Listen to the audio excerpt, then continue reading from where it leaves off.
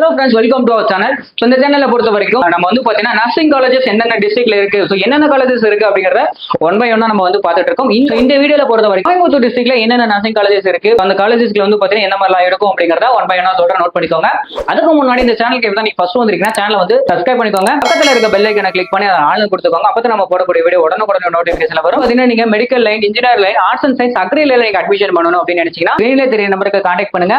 வாங்க வீடியோக்குள்ள போலாம். சரிங்களா? இந்த லிஸ்ட்ல நம்ம கோயம்புத்தூர் டிஸ்ட்ரிக்ட்ல பார்க்க காலேஜ் என்ன அப்படிங்கறது பாத்தீங்கன்னா கேஜி காலேஜ் ஆஃப் நர்சிங் கொடுத்திருக்காங்க. நெக்ஸ்ட் வந்து பாத்தீங்கன்னா அன்னை மீனாட்சி காலேஜ் ஆஃப் நர்சிங் கொடுத்திருக்காங்க.